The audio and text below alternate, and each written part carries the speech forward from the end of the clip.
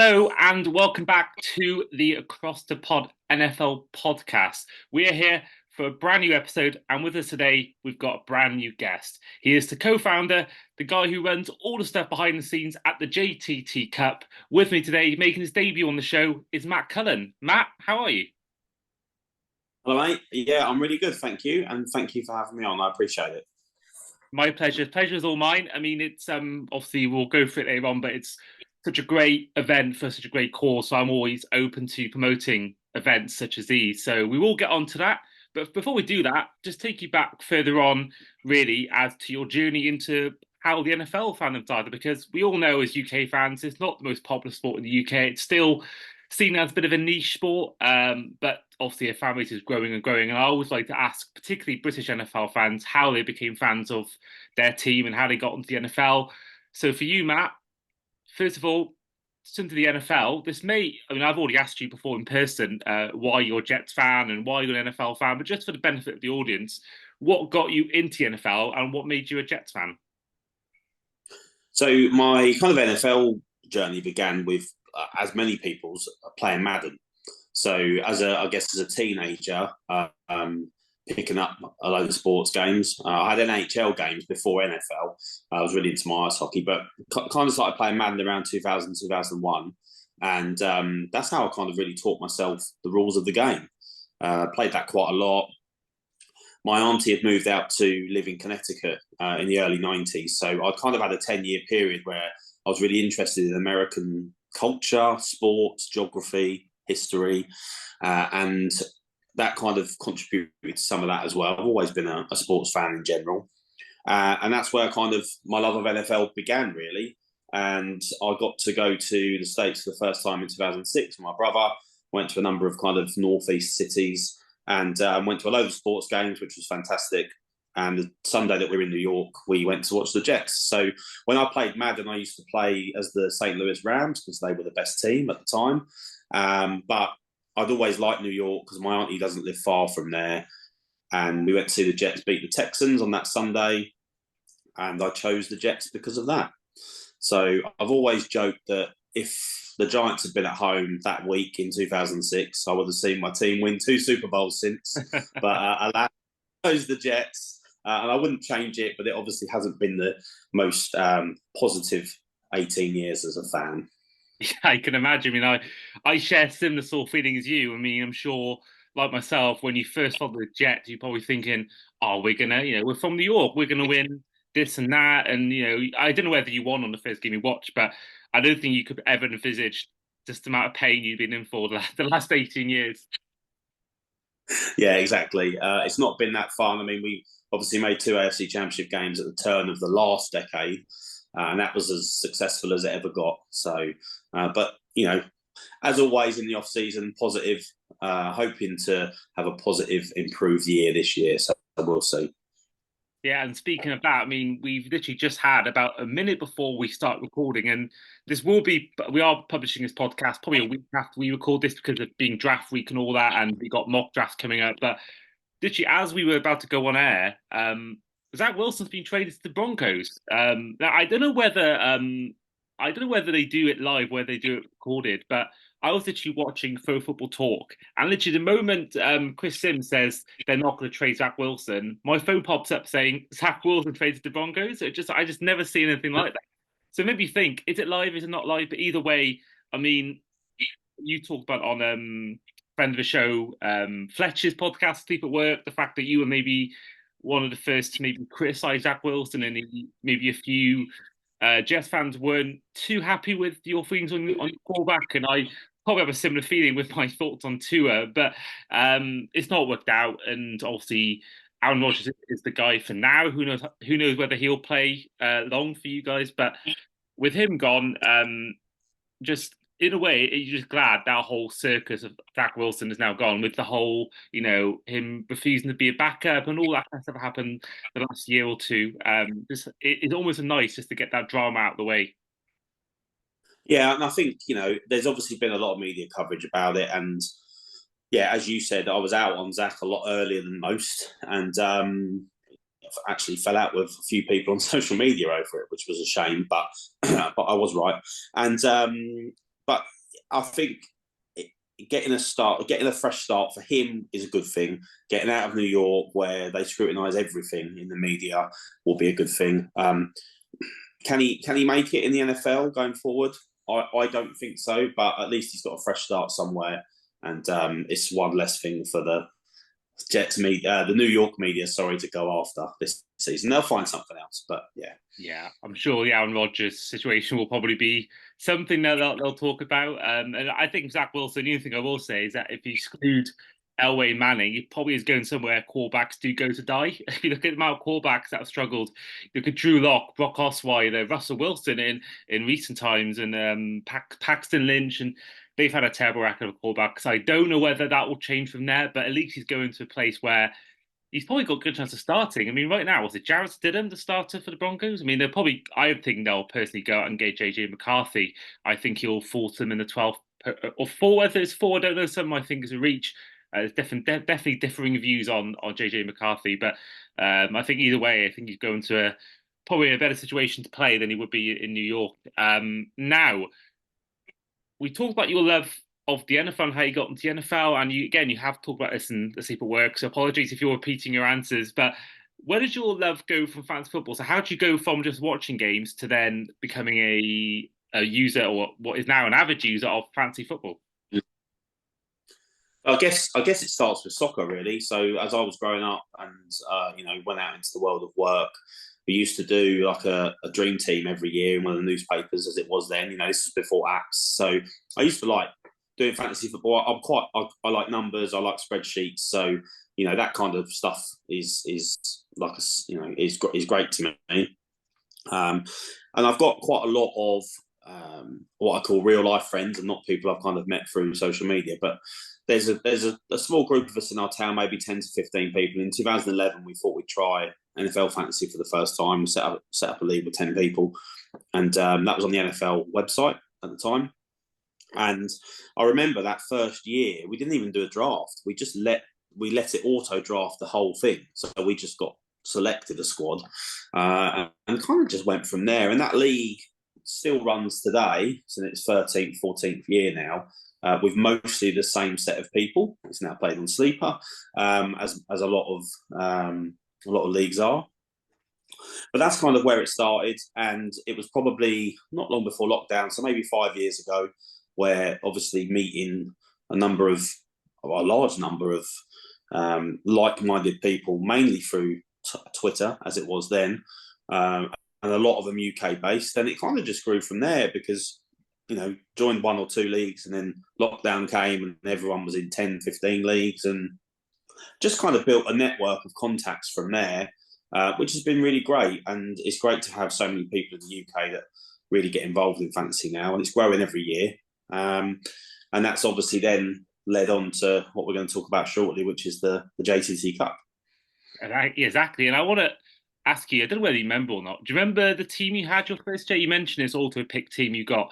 Do you remember who your first pick was? Do you remember what kind of players you had? Just to show what kind of time of NFL era this was. I don't remember who the first pick was.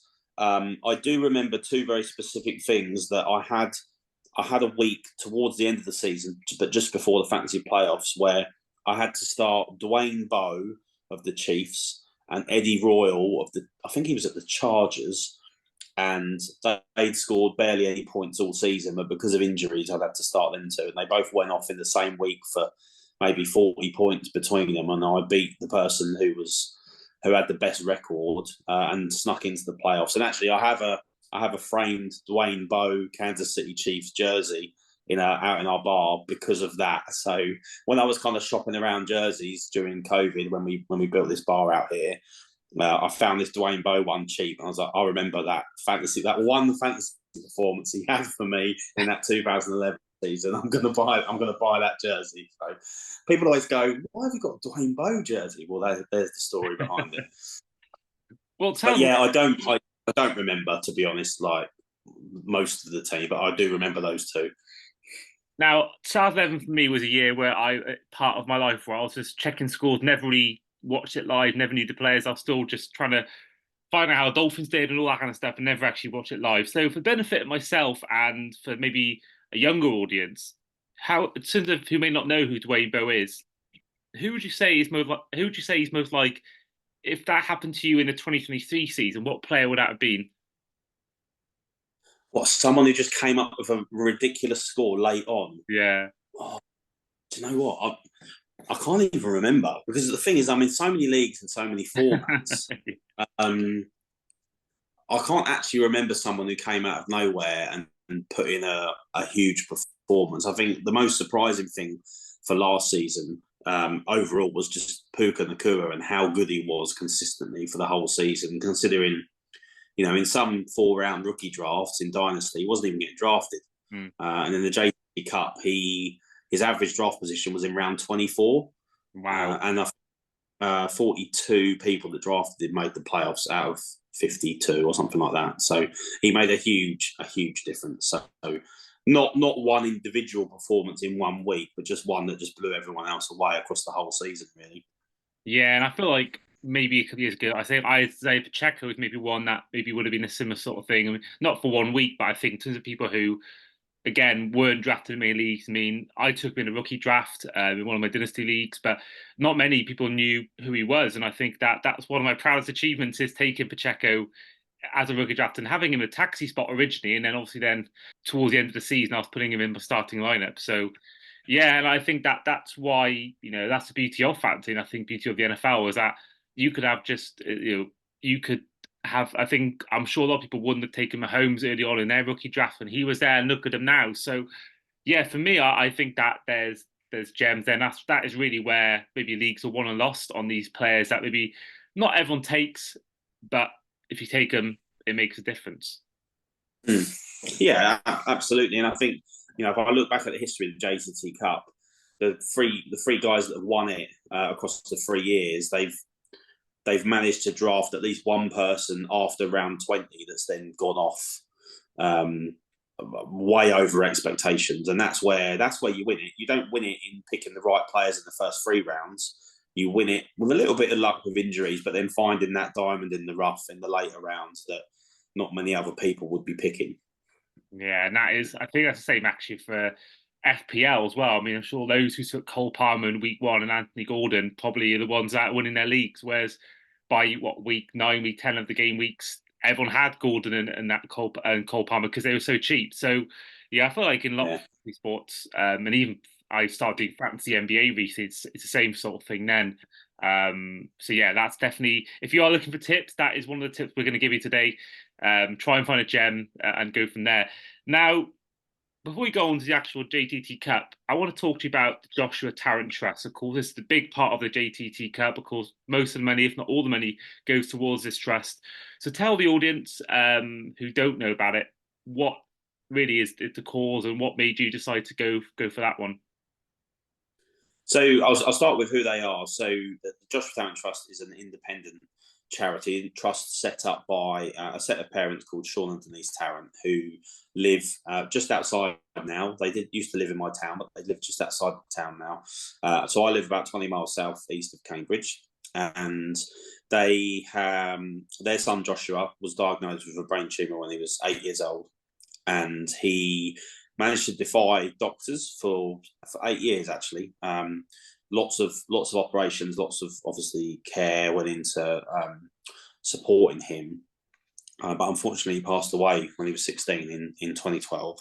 And Sean and Denise set up the trust in his memory, and the trust funds care for other children now that have brain tumours and the support of their families. So, and they have some people that work in Adden Brooks Hospital in Cambridge that obviously deal with that care.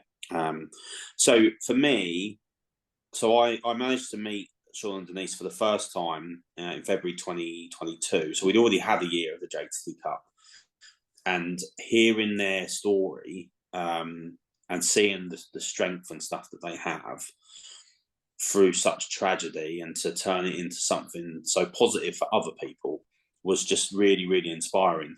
And actually, I've got an 8-year-old boy, and when I talk about Sean and Denise and what they've done, it actually chokes me up a little bit still now, even though I've talked to lots and lots of people about it, because it's amazing. and I can't imagine how hard it was to go through.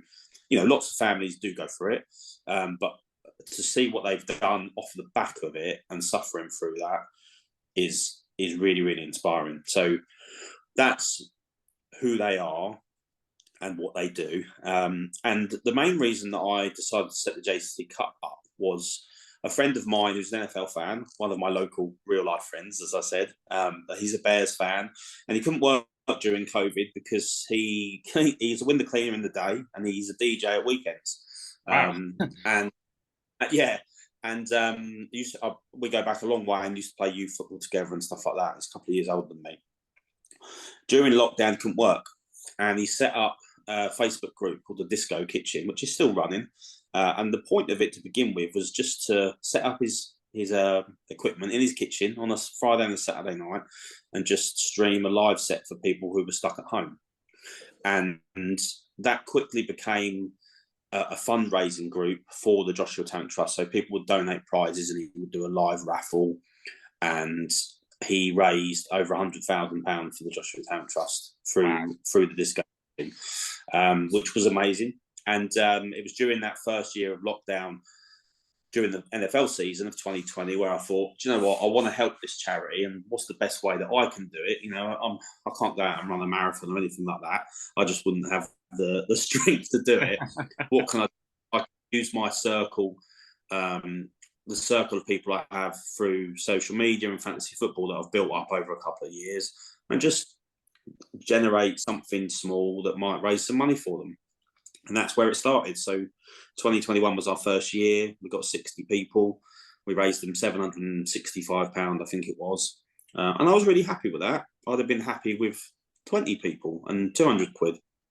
And then 2022, it just exploded. So 250 people entered in 2022. We raised £5,500. And then last year, we had 440 people and raised nearly 10.5. So, you know, every penny that's raised goes directly to the charity, because people donate directly to the charity.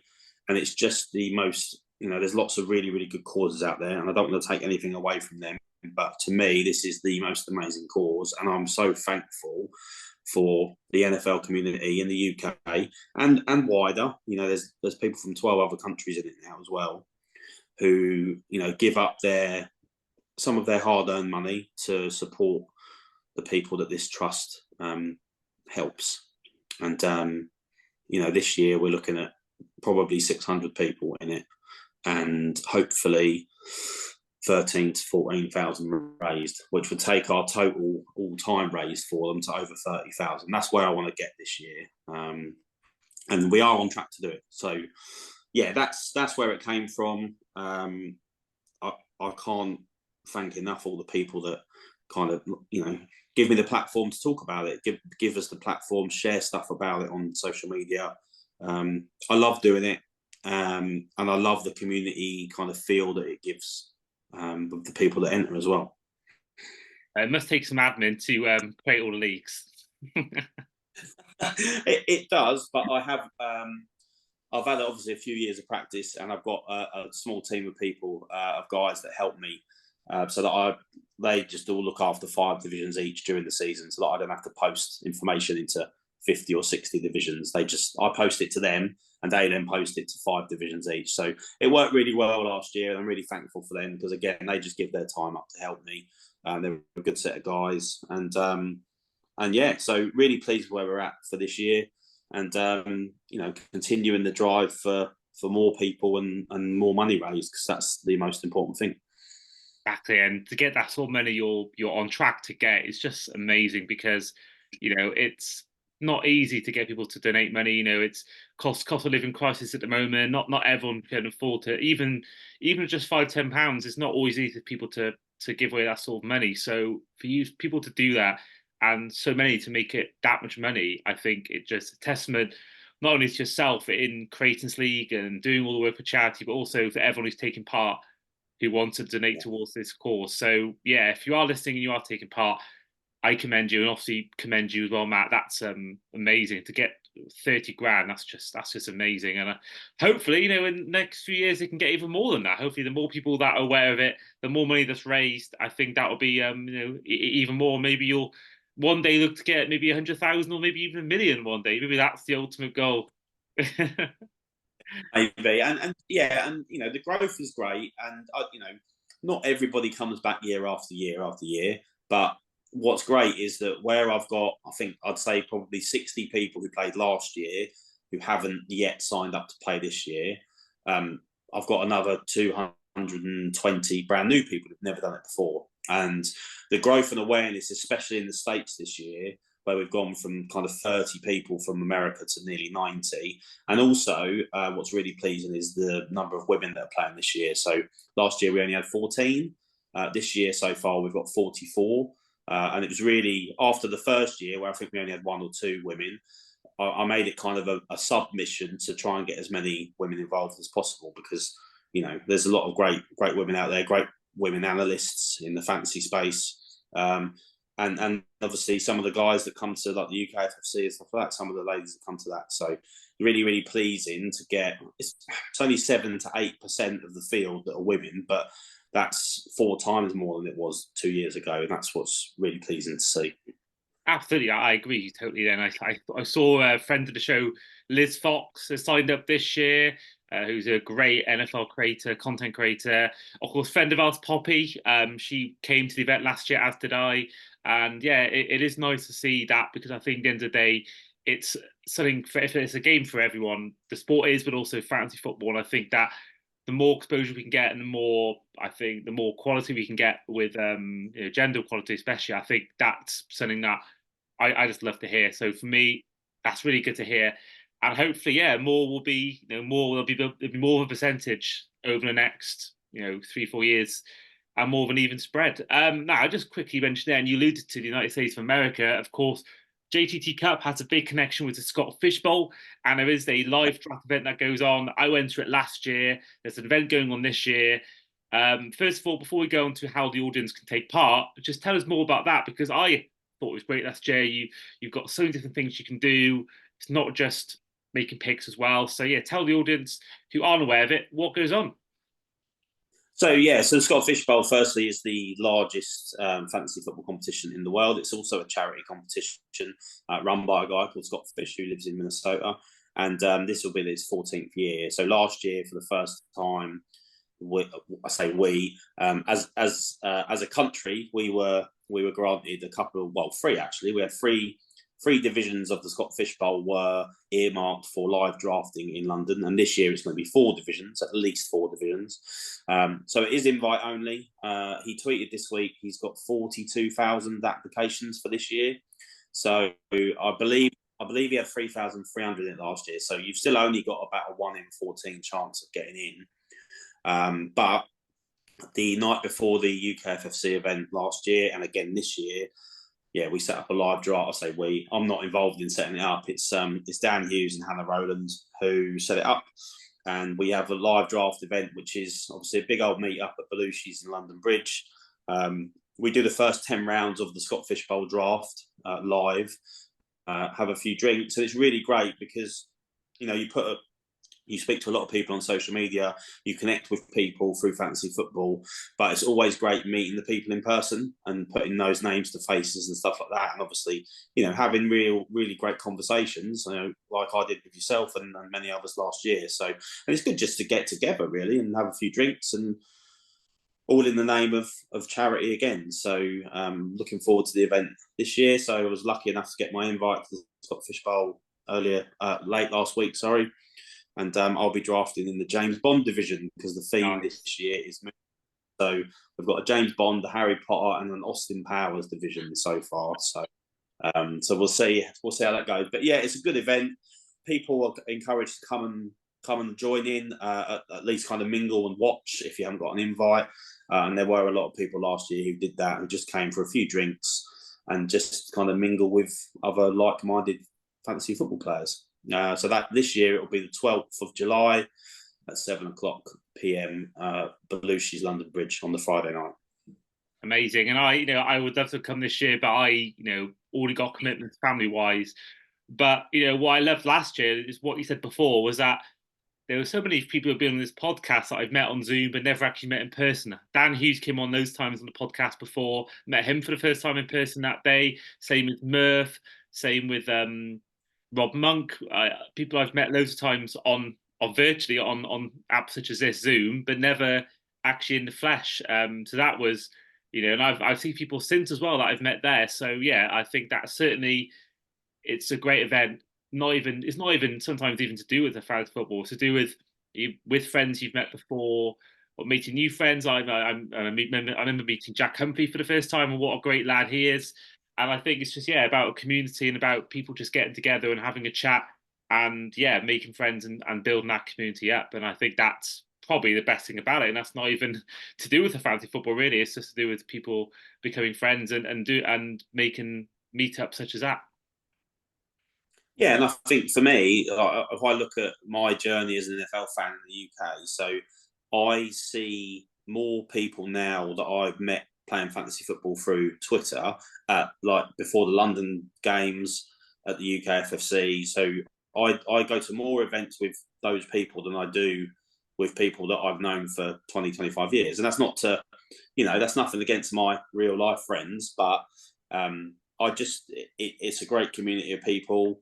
We're doing some real good. There's lots of great charity leagues out there, aside from the JTT Cup. There's a load of them, and it's building networks with like-minded people and having a bit of fun and raising a bit of money at the same time, which is great to see. Exactly, and for those who if there's still a chance to take part in the live draft or come along to the event, tell the audience how they can sign up for it.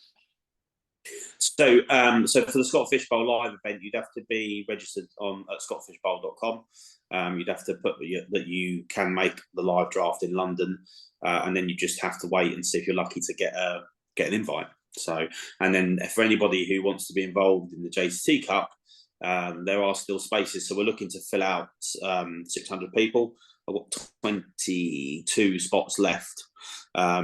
Rich Cooling keeps joking I'm just going to keep adding another 50 every time we get to, but I honestly feel like with the amount of time left before the JTT draft, which is in July, and the organising that I need to do, I feel like I'll get to 600 and that'll be that. But anybody who wants to be involved in the JTT Cup, best ball, so it's real low maintenance. You just draft and let us do the rest of the work. But they can follow at JTT Cup on Twitter. There is also a JTT Cup best ball page on Facebook. Or they can email me at jttbestball@outlook.com. Donation required, direct to the charity. All I need is for you to send me proof that you've done it, and I'll get some details off you. But yeah, there's still some spaces for anybody who wants to come and be involved. Okay. Now, final part. It's a new part to the show. We've not done this before, so if there's any teething problems, I do apologise to the audience. We're doing a quick 60-second fire round. Now, this is going to be half fantasy, half NFL based. So there'll be some NFL questions, some fantasy based questions. I'm just going to quickly set up the timer. So 3, 2, 1. Who's the one player you'll never ever pick again on fantasy football? Oh God, Taysom Hill. Who's the one player you always try and take every year in fantasy? I always what? Sorry. One player you always try and take every year if you can on fantasy football. Oh, Garrett Wilson. Garrett Wilson, good choice, good choice. Jets, New Jerseys, yay or nay? Nay. I don't. But I don't mind them, but I don't love them as much as the classic. So yeah, they're the best. Best Jets game you've ever seen on TV or in person? When we beat the Browns 2 years ago, when we were 13 points behind with less than 2 minutes left, and Flacco took us to the win. And this might be the same answer. Favourite Jets memory? Meeting Nick Mangold at the Jets draft party 2 years ago. Finally, best NFL London memory? Crikey. It's probably a pre-game meet-up with fantasy players. So in the last 2 years, either number 8 bar or I can't remember the second one we went to last year because number 8 was taken. But any of the kind of memories of meeting people, yeah. If it was a game, I'm going to say Jets beating the Dolphins. Sorry. Thanks for that. Yeah. Not Jets Falcons then in 2021? No, definitely not. Not losing and hearing that horrendous Falcons screech every time they were first. I've got nightmares about that. try going team in Atlanta. Oh, it's insane there. The timer did go. I didn't, for some reason, no noise went off. But as I said, memory, the 60 seconds time went off. But yeah, that was good. Obviously, teaching problems there from my end. But yeah, that was good to get some insight into your NFL/Jets/fantasy fandom. But that is where we'll end the podcast for today. So, first of all, huge thank you, Matt, for coming on and making your podcast debut. No, I appreciate you having me on. Always a pleasure, mate, and we'll have you on again, I'm sure, at some point over the next few months. Now, before we go, to give people a chance if they want to follow you on Twitter or any other social media, or X, I should say, how can they find you? So to find me, my personal account is @coo84, so COO84_FF. And can I ask, why Coo? Can I ask, out of curiosity? It's a really long story, but it's to do with a nickname at school that kind of got shortened and it just kind of stuck. In fact, I was in London Saturday for my mate's 40th, so we've all turned 40 this year. My schoolmates, there's still a group of 5 of us who still knock about together every now and again. Yeah, it came from there, and they still call me it now, even though we're 40 years old. So. Well, I wouldn't guess 40, so fair play to you. Yeah. But that's where we'll end the podcast. Don't forget, if you want to join the league, don't forget to follow JTT Cup on Twitter and go from there. In the meantime, this has been the Across the Pod NFL podcast. I've been, as ever, your host, Andy Davis. This has been our guest, Matt Cullen, and we'll see you guys next time.